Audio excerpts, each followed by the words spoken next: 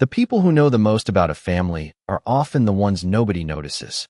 I did not think much about those words when Margaret Hayes said them, but looking back now, I realized they were the first clue. My name is Ethan Sullivan, and for most of my life I believed I knew everything important about my family. The Sullivan estate had stood outside Lexington, Kentucky, for nearly a century. It was a beautiful property with rolling green fields, towering oak trees, and a large stone house that seemed untouched by time. Generations of my family had lived there. Birthdays had been celebrated there. Weddings had taken place there. Every important family memory seemed connected to that house. And through all those years, one person had always been there. Margaret Hayes. She arrived before I was born. She worked beside my grandparents. She later helped my parents raise me and my siblings. By the time she reached 72 years old, she was as much a part of the estate as the stone walls themselves. That was why the entire family gathered on a warm Saturday evening in late September. Margaret had finally decided to retire. Everyone wanted to honor her. Relatives traveled from several states away. Old family friends attended. The dining hall was filled with laughter, stories, and photographs from decades past. Looking around the room, it seemed impossible to imagine the estate without her. Throughout the evening, people stood and shared memories. My older sister recalled how Margaret taught her to bake pies when she was 12.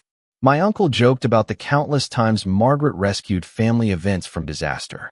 Even my mother became emotional while describing the loyalty Margaret had shown our family through difficult times. Margaret listened quietly, smiling politely whenever attention turned toward her. Yet something about her seemed different that night. I could not explain it. She appeared grateful, but also distracted, almost as though her mind was somewhere else entirely.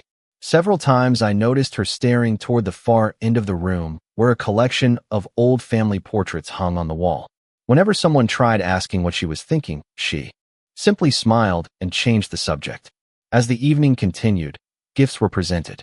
Framed photographs, handwritten letters, a scrapbook filled with memories. Margaret thanked everyone sincerely. Then, just as dessert was being served, she slowly stood from her chair. The room immediately became quiet. Everyone expected a simple farewell speech. Instead, Margaret looked around the room with an expression I had never seen before. There was sadness in her eyes, but there was also relief. "I have spent more than 40 years in this house," she began softly. "Long enough to watch children become parents and parents become grandparents." Several people nodded. Margaret paused briefly before continuing. "And during those years, I kept a promise." The room grew even quieter. I remember exchanging a confused glance with my sister. A promise? Margaret had never spoken about anything like that before. She looked toward an old portrait hanging above the fireplace. "Some promises are easy to keep," she said. "Others require a lifetime." Nobody interrupted. Nobody moved. Every person in the room seemed to sense that something unusual was happening. Then Margaret smiled faintly. "One day, the truth always finds its way home." The statement landed like a stone in still water. Questions immediately appeared on every face in the room. What truth? What promise? Who was she talking about? Before anyone could ask, Margaret simply thanked everyone for their kindness and sat back down. Conversations slowly resumed, but the mood had changed completely. Curiosity replaced celebration. Even after dinner ended, people continued whispering about her strange words. Later that night, as guests prepared to leave, I noticed Margaret standing alone on the back terrace overlooking the fields. The autumn breeze moved gently through the trees. She seemed peaceful. For a moment, I considered asking her directly what she meant. Before I could reach her, she turned and walked back inside. As she passed me, she placed a hand lightly on my shoulder. "Good night, Ethan," she said. Then she hesitated. "Tomorrow, check your mailbox." I stared at her in confusion. She offered no explanation. She simply smiled and continued down the hallway. At the time, I assumed it was nothing important. I was wrong. The next morning, a single envelope would begin unraveling the biggest secret my family had ever hidden. The next morning, I woke up still thinking about Margaret's strange words. The retirement dinner should have ended with warm memories and simple goodbyes, yet her comments about promises and truth had unsettled me. Around 8 o'clock, I stepped outside to collect the mail from the box near the entrance gate of the estate. At first, everything looked ordinary. Utility bills, advertisements, a local newspaper. Then I noticed a cream-colored envelope resting at the bottom. My name was written across the front in careful handwriting I immediately recognized. Margaret Hayes. My pulse quickened slightly. Standing beside the mailbox, I opened it. Inside was a single folded letter and a small brass key attached to a faded ribbon. The letter contained only a few sentences.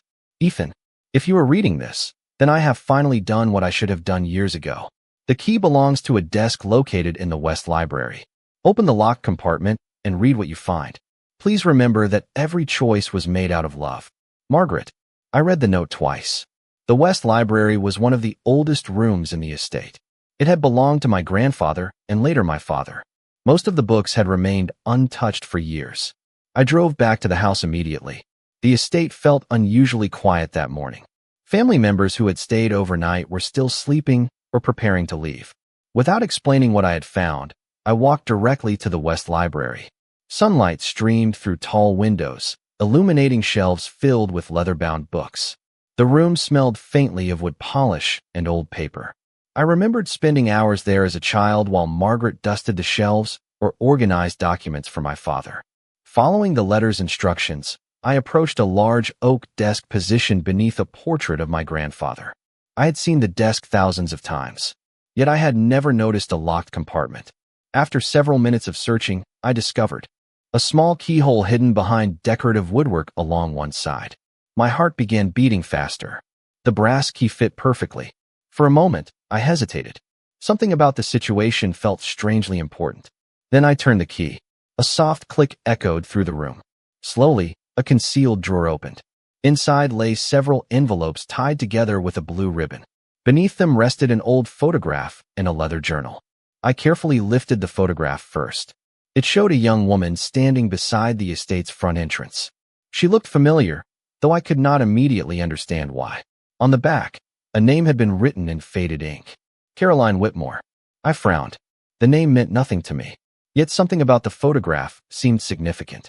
Next, I opened one of the envelopes. The letter inside was dated more than 40 years earlier. As I began reading, confusion quickly replaced curiosity. The writer appeared to know intimate details about my family. Names, events, conversations, and circumstances that few outsiders should have known. More surprising was the recipient. Every letter was addressed to Margaret. I continued opening envelope after envelope. The correspondence stretched across several years. Certain names appeared repeatedly. My grandfather, my grandmother, Caroline Whitmore, and occasionally, Margaret herself. The deeper I read, the more questions emerged. Who was Caroline Whitmore? Why had she communicated so frequently with Margaret? Why were these documents hidden inside a secret compartment? Suddenly, I heard footsteps approaching the library.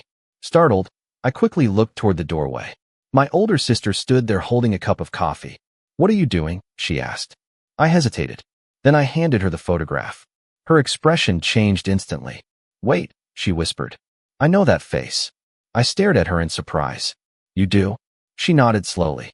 "I have seen her before. Not here. In one of Grandma's old albums." The room seemed to grow quieter around us.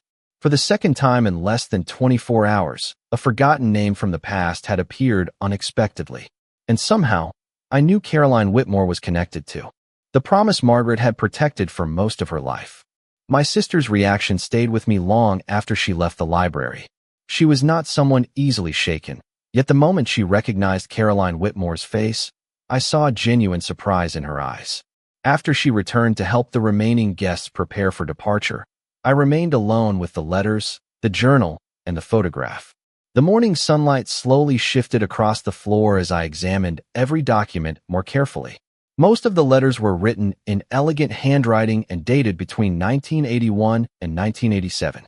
They referenced family events, private conversations, and matters involving my grandparents that should have remained inside the household. Whoever Caroline Whitmore was, she seemed deeply connected to the Sullivan family. Yet her name had never been mentioned during my childhood. That alone felt strange. Families talk about old friends. They remember neighbors and relatives. They tell stories about people who once mattered. But I could not recall hearing Caroline's name even once. Eventually, my attention turned to the leather journal resting beneath the letters. Unlike the correspondence, this journal belonged to Margaret. Her name appeared inside the cover along with a date from more than 40 years earlier. I hesitated before opening it. Reading private journals felt intrusive. Yet Margaret herself had sent me to this desk. She wanted me to find these items. Taking a slow breath, I opened the first page. What I found was not a diary in the traditional sense. The entries were brief. Some described ordinary events around the estate. Others documented meetings, conversations, and observations.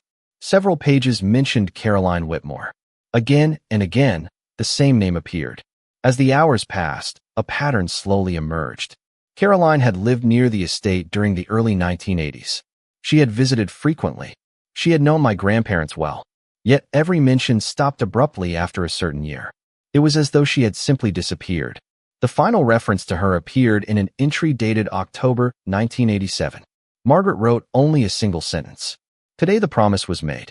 I pray it remains hidden for everyone's sake. I stared at those words. The promise. The same promise Margaret had referenced during her retirement speech. My heart began racing. Whatever happened in 1987 was clearly connected to the secret she had carried for decades. At that moment, another detail caught my attention. Tucked between two journal pages was a folded newspaper clipping. The article was old and yellowed with age. Most of the text had faded, but one section remained readable. It described a charity gala hosted by my grandparents. Accompanying the article was a photograph of guests attending the event. Near the edge of the image stood a young woman, Caroline Whitmore. Seeing her in a public photograph made her feel suddenly real. More importantly, she was standing directly beside my grandfather. Not casually, not accidentally. They appeared familiar with one another. Almost comfortable. A strange feeling settled over me. Questions multiplied faster than answers. Why had every trace of this woman vanished from family history? Why did Margaret preserve documents connected to her? And why did my grandfather seem linked to someone nobody talked about anymore? Determined to learn more, I left the library and headed toward the attic storage area. If my sister was right, there might be additional photographs hidden among my grandmother's old albums. The attic contained decades of family possessions packed into labeled boxes. Dust floated through narrow beams of light, filtering from a small window. After nearly an hour of searching, I located 3 large albums belonging to my grandmother. I carried them downstairs and began turning pages. Birthdays, vacations, holidays, weddings. Then suddenly, there she was. Caroline Whitmore appeared in photograph after photograph.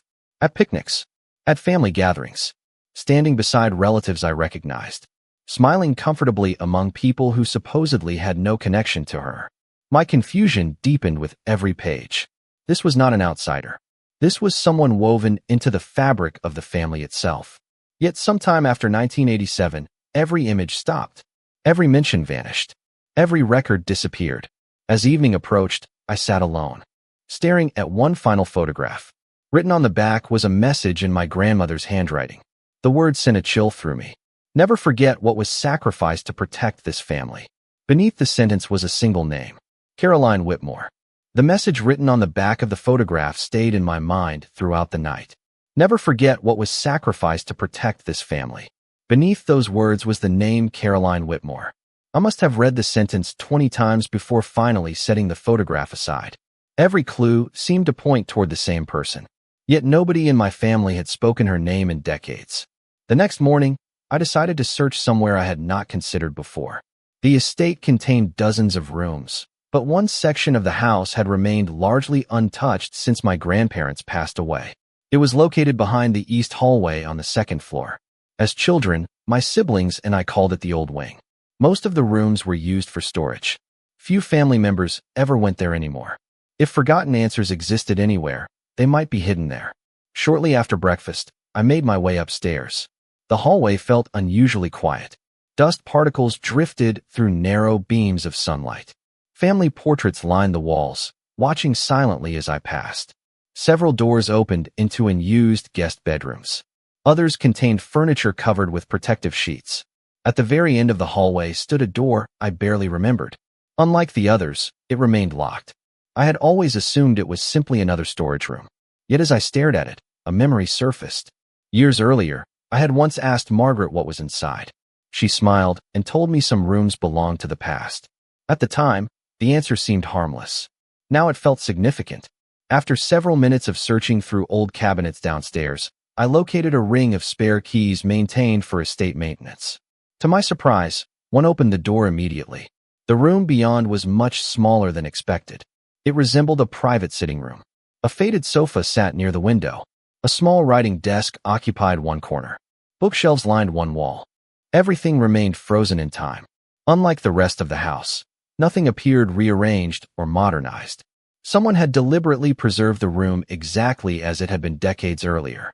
I slowly stepped inside. The air carried the faint scent of old paper and cedar wood. My attention immediately shifted toward framed photographs resting on the shelves. Several showed locations around Kentucky. Others featured unfamiliar faces. Then I saw her again. Caroline Whitmore. There was no doubt now. This room had belonged to her. Her photographs filled the shelves. Her initials appeared on the spines of several books. Even the stationery resting inside the desk drawer carried her name. A strange feeling settled over me. This was not the room of a distant acquaintance. This was the room of someone who had lived as part of the Sullivan estate. Yet somehow her existence had been erased from family conversations. While examining the desk, I discovered a hidden compartment beneath one of the drawers. Inside rested a thin folder containing property records, handwritten notes, and a single folded document. The document immediately caught my attention because it contained both my grandfather's signature and Caroline's signature. My pulse quickened as I unfolded the pages. It was not a financial agreement. It was not a business contract. Instead, it appeared to be a private arrangement concerning the estate itself. Unfortunately, the final page was missing. Whatever conclusion the document contained had been removed long ago. Frustrated, I searched the folder again. Tucked inside the back cover was a small note written in Margaret's familiar handwriting. Only one sentence appeared on the paper. If the family is ready for the truth, ask me about the summer of 1987. I stared at the words for several seconds. For the third time, the year 1987 appeared at the center of the mystery. The promise. Caroline's disappearance. The missing records. Everything pointed toward that summer. And for the first time since this investigation began, I realized Margaret had never intended for me to solve the mystery alone. She had been guiding me toward the answer from the very beginning. The note Margaret left behind changed everything. Until that moment, I had been chasing clues without direction. Now I had a destination. The summer of 1987. Every document, every photograph, every missing piece seemed connected to that single period in time. I spent the rest of the afternoon gathering everything I had discovered. The letters from Caroline Whitmore, Margaret's journal, the newspaper clipping, the photographs from my grandmother's albums, the partial agreement hidden inside Caroline's sitting room. Spread across the library table, the evidence looked less like family history and more like an unfinished puzzle. Yet one problem remained. I still did not know what actually happened. As evening approached, I drove into town and stopped at the county records office. The building had not changed much since I was a teenager. Most people visited for property records or genealogy research. I hoped to find something connected to Caroline. After nearly an hour of searching through archive files, I finally located several references. Caroline Whitmore had lived in Lexington during the 1980s. She had worked as a teacher for several years. Her address was listed only a few miles from the Sullivan estate. More surprising was another discovery. In multiple public records, Caroline's name appeared alongside my grandfather's name as a witness on various charitable projects. Their connection had clearly been public knowledge at one time. Yet somehow the entire relationship had vanished from family memory. As I continued searching, I found an old newspaper article mentioning a fundraising committee chaired by my grandfather. Caroline was listed as vice chair. A photograph accompanied the article. Once again, they stood side by side. Comfortable. Familiar. Trusted. None of this explained why her existence had been erased. The following morning, I returned to the estate and began searching through additional storage boxes in the attic. Hours passed with little progress. Then, buried beneath stacks of financial records, I discovered a cardboard box labeled Summer 1987. My pulse immediately quickened. Inside were dozens of documents. Most appeared ordinary at first. Event, schedules, receipts, correspondence. Then I found a folder containing newspaper clippings from that year. One headline immediately caught my attention. Local teacher leaves community unexpectedly. The article was brief. It stated that Caroline Whitmore had resigned from her position and relocated without public explanation. No destination was listed. No farewell interview was included. She had simply disappeared. I sat back in silence. The timing matched perfectly. Margaret's journal stopped mentioning Caroline in late 1987. Family photographs ended that same year. The mysterious promise was made during that same period. Whatever happened had occurred shortly before Caroline left town. While examining the remaining contents of the box, I discovered something even more surprising. Hidden inside an envelope was a photograph I had never seen before. It showed Caroline standing beside my grandparents on the front steps of the estate. But this image was different from the others. On the back, my grandmother had written a short note. Family is not always defined by blood. Protect her. Protect the child. I stared at the words for several seconds. Then I read them again. Protect her. Protect the child. A child. For the first time, an entirely new possibility entered my mind. Was the secret connected to a child? Was that why Caroline had vanished? Was someone being protected? The questions came faster than I could process them. Suddenly, the mystery no longer seemed focused solely on Caroline Whitmore. It seemed connected to someone else whose identity had never been revealed. That evening, unable to wait any longer, I called Margaret. She answered on the second ring. Her voice sounded calm, almost as though she had been expecting the call. You found the box, she said before I could speak. The statement sent a chill through me. Margaret, I replied quietly. Who was the child? There was a long silence on the line. For several seconds, neither of us spoke. Then Margaret exhaled slowly. Ethan, she said softly, it is finally time for you to hear what really happened during the summer of 1987. For several seconds after Margaret spoke, I remained completely silent. The library around me seemed to disappear as I listened to the sound of her breathing on the other end of the phone. After days of chasing clues, I was finally standing at the edge of the truth. Tell me, I said quietly. Margaret paused before answering. The summer of 1987 changed several lives forever, she began. But before you can understand what happened, you need to understand who Caroline Whitmore really was. I sat down at the library table and listened carefully. Margaret explained that Caroline was not simply a friend of the Sullivan family. She had become one of my grandmother's closest companions. They worked together on charitable projects, community programs, and local fundraising events. Over time, Caroline became almost like family. She attended holidays. She joined family gatherings. She spent countless afternoons at the estate. According to Margaret, everyone trusted her completely. Then something unexpected happened, Margaret continued. Caroline found herself facing a difficult situation she never anticipated. Her voice softened. She was alone, frightened, and worried about the future. Immediately, my thoughts returned to the photograph with my grandmother's note. Protect her. Protect the child. The child was hers? I asked. Yes, Margaret replied. Caroline became pregnant. The father was not part of her life anymore, and she was terrified about raising a child alone. I closed my eyes briefly. Suddenly, several pieces of the puzzle began fitting together. Margaret continued speaking. In those days, Caroline felt tremendous pressure. She worried about finances. She worried about stability. Most of all, she worried about giving her baby the life he deserved. The word he caught my attention immediately. A son. I asked. Yes, Margaret said softly. A little boy. I listened as Margaret described the months that followed. My grandparents supported Caroline through every challenge. They helped her prepare for the birth. They offered guidance and friendship when she needed it most. According to Margaret, the entire situation remained private. Very few people outside a small circle knew what Caroline was going through. Then, shortly after the child was born, circumstances became even more complicated. Caroline faced serious personal difficulties that made her future uncertain. She loved her son deeply, but she feared she could not provide the stability he needed. That was when difficult conversations began. Your grandparents wanted to help, Margaret explained. Everyone involved wanted the same thing. They wanted that little boy to have the best possible future. I felt my pulse quicken.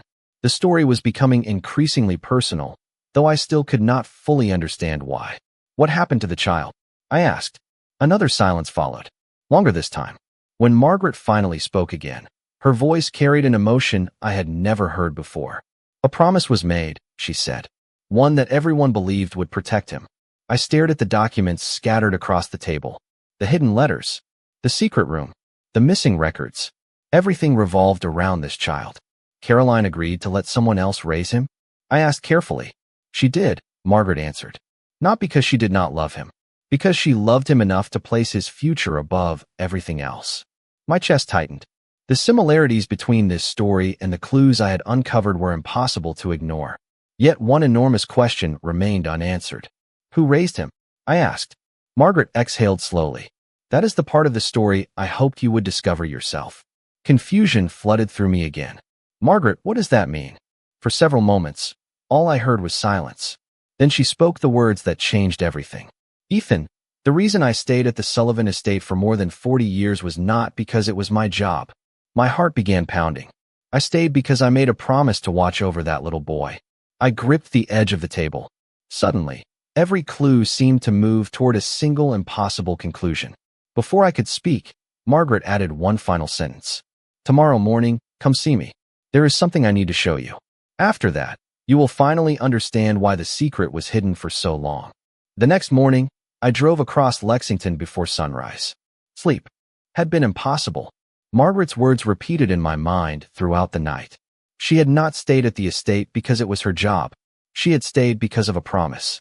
And somehow that promise centered around a little boy from the summer of 1987. By the time I arrived at her small white house on the edge of town, the morning fog still hung over the fields. Margaret was already waiting on the front porch. She seemed calm, almost relieved. After welcoming me inside, she led me to a modest living room where a wooden box rested on the coffee table. The box looked old. Its corners were worn smooth from age. Without speaking, Margaret sat across from me and gently placed the box between us. Everything you need to understand is inside, she said. My hands felt unsteady as I lifted the lid. Inside were photographs, letters, and a sealed envelope. The first photograph immediately caught my attention. It showed Caroline Whitmore holding a newborn baby. She looked exhausted but happy. Written on the back was a date. August 1987. Beneath the date were 4 words. My beautiful baby boy. I continued sorting through the contents. More photographs followed. Caroline sitting beside my grandmother. Caroline standing with my grandfather near the estate gardens. Caroline holding the same infant in nearly every picture.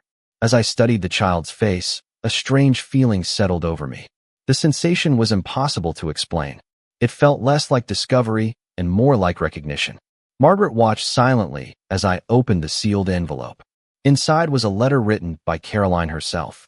The paper had yellowed with age, but the handwriting remained clear.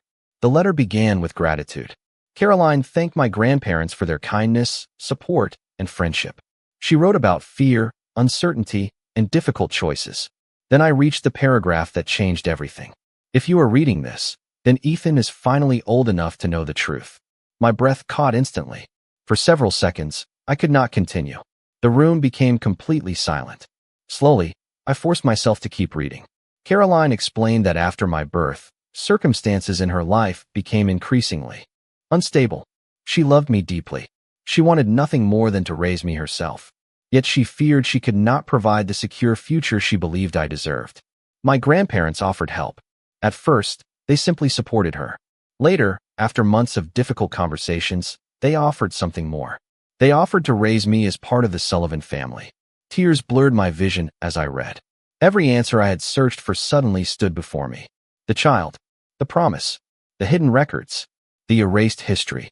It all pointed to the same truth. Caroline Whitmore was my biological mother. I lowered the letter and looked at Margaret. She nodded gently. Neither of us spoke for several moments. Finally, she broke the silence. Your grandparents loved you from the very beginning, she said softly. Caroline loved you too. None of them wanted you to grow up feeling abandoned. I looked down at the photographs scattered across the table. Decades of confusion seemed to rearrange themselves into a single clear picture. Margaret reached into the box and removed one final photograph. It showed Caroline standing beside my grandparents shortly before she left Lexington. All 3 were smiling. On the back, Caroline had written a message. Someday he will understand that this decision came from love. Tears filled my eyes again. For years, I believed I was uncovering a family secret. Now I realized I was uncovering a family sacrifice. And for the first time, I understood why Margaret had protected it for more than 40 years. For a long time after leaving Margaret's house, I drove without any destination in mind. The roads outside Lexington blurred together as I replayed everything I had learned. Caroline Whitmore was my biological mother, the woman whose photographs had been hidden away, the woman whose name had disappeared from family conversations, the woman whose sacrifice had shaped my entire life. Yet despite the shock, I felt something unexpected. I did not feel anger. I did not feel betrayal. Instead, I felt sadness for a young mother forced to make an impossible decision and gratitude for the people who spent decades protecting her memory. When I finally returned to the Sullivan estate, the house looked different somehow. Not because anything had changed physically, but because I now understood its history in a completely different way. Every hallway contained memories I never knew existed. Every room held pieces of a story hidden in plain sight. That evening, I gathered my sister and several close family members in the library.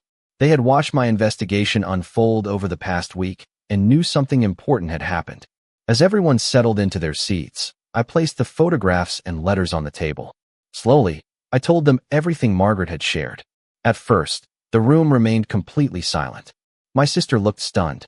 My cousin covered her mouth in disbelief. Others simply listened as decades of mystery finally began making sense. When I finished speaking, nobody rushed to fill the silence. Everyone seemed to be processing the same realization. The family secret had never been about shame. It had never been about scandal. It had been about protection. Protection for a frightened young mother. Protection for a child. Protection for promises made by people trying their best to help one another. Eventually, my sister spoke first. "Grandma and Grandpa never treated you differently," she said quietly, "because they never saw you as anything other than family." Her words struck me deeply because I knew they were true. Throughout my childhood, I had never questioned my place in the Sullivan family. I had been loved completely. The truth changed my understanding of the past, but it did not change the love that had defined it. Later that night, after everyone left the library, I returned to the box Margaret had given me. There were still photographs I had not fully examined. One image in particular caught my attention. It showed Caroline standing beside my grandmother in the estate gardens shortly before she left Lexington. Both women were smiling, but there was sadness in their eyes.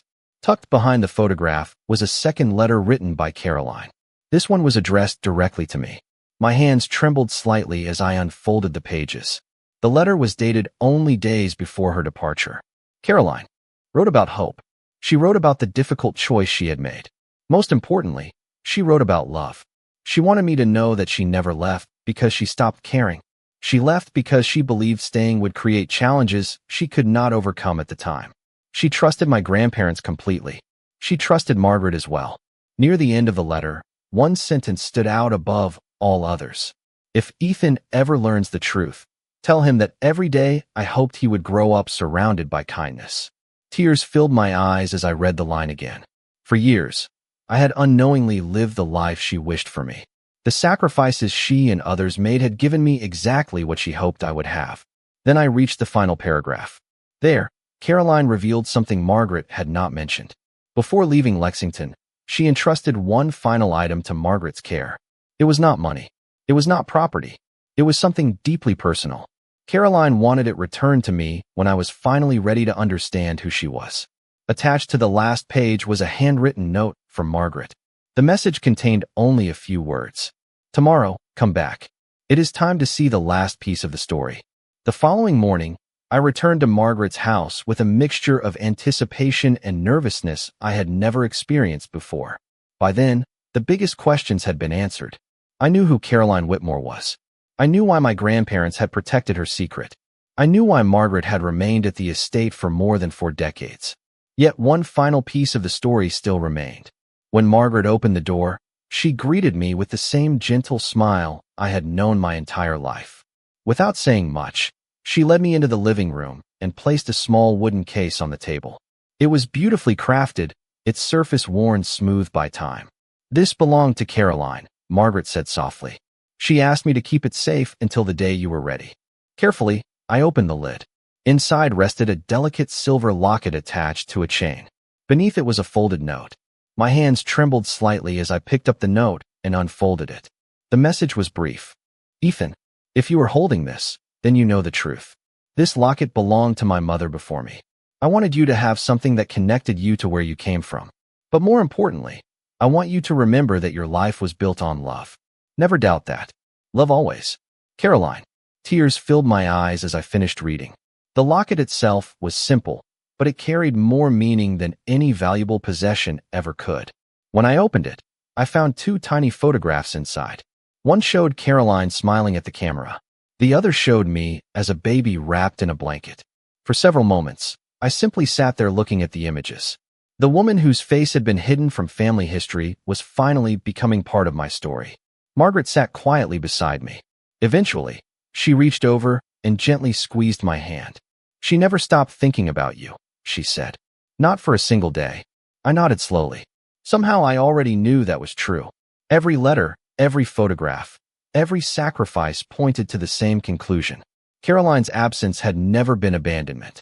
It had been an act of love that cost her more than anyone would ever fully understand. Later that afternoon, I returned to the Sullivan estate carrying the locket. The house felt different now, not because it contained secrets anymore, but because it no longer did. For the first time, every piece of family history stood in the open. That evening, several relatives gathered for dinner. The atmosphere felt warm and comfortable. Stories were shared. Memories were revisited. At one point, I showed them Caroline's photograph and the locket she left behind. Instead of discomfort, I saw compassion. Instead of confusion, I saw understanding. My grandparents were gone, but everyone finally understood the choices they had made. As the evening drew to a close, I stepped outside onto the back terrace. The sun was setting across the Kentucky fields, painting the horizon with shades of gold and orange. I thought about Caroline. I thought about my grandparents. I thought about Margaret and the promise she had carried for more than 40 years. Most of all, I thought about how many lives had been shaped by kindness, loyalty, and sacrifice. The mystery that began with a retirement speech had ended with something far more valuable than answers. It ended with understanding. Standing there beneath the fading evening sky, I finally realized why Margaret protected the secret for so long. She was never protecting a lie.